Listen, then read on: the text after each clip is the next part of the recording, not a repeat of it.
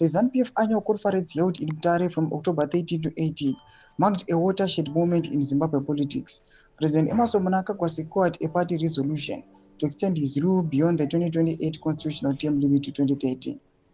This maneuver, widely perceived as a constitutional coup, has reshaped the internal power dynamics of the ruling party and cast doubt on Vice President Constantino Chiwenga's political tenure.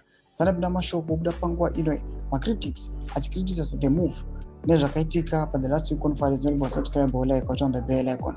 Tendera mberi munamobda nyuka mujinzi. Mnangagwa's success in pushing the 2030 agenda reflects a calculated yet multi-pronged strategy. Number 1, institutional control. By anchoring the term extension within ZANU-PF's formal structures, Mnangagwa demonstrated his dominance over his party machinery. Number 2, his desperate loyalists effectively rallied support for provincial delegates, framing the extension as a continued measure for stability and development. Number 3, economic leverage.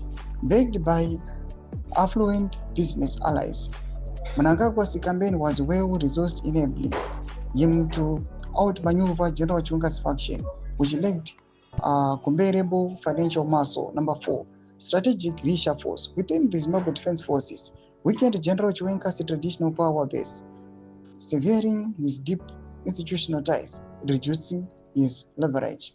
General Chiwenga's attempt to challenge President Mnangagwa through a corruption dossier and proxy campaigns fell short due to several factors. Number 1, his anti-corruption crusade was reframed by Mnangagwa's camp as a politically motivated attack, undermining its legitimacy. Number 2, since leaving the army, General Chiwenga's influence has waned, and his reliance on military loyalty proved insufficient. Number 3, lack of political infrastructure. Unlike Mnangagwa, General Chiwenga failed to build robust social or political base, leaving him exposed and isolated. Number 4, resource deficiency. His campaign lacked the financial backing necessary to sustain momentum or counter Mnangagwa's well-funded initiatives. Mnangagwa's maneuvering signals a shift in succession planning rather than honoring an implicit pact with Chiwenga. He appears to be grooming alternative successors, such as Zimbabwe Defense Forces Commander Philip Valerius Vanda or businessman Kudakwa Gray, who are seen as more loyal to his post-president interests. While Mnangagwa has emerged victorious in the round, the long-term consequences remain uncertain. Chiwenga, though weakened, may regroup and recalibrate.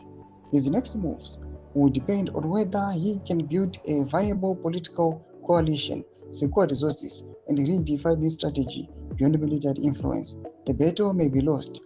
The war for Zimbabwe's political future is far from over. Thomas Waripo muri Zimbabwe.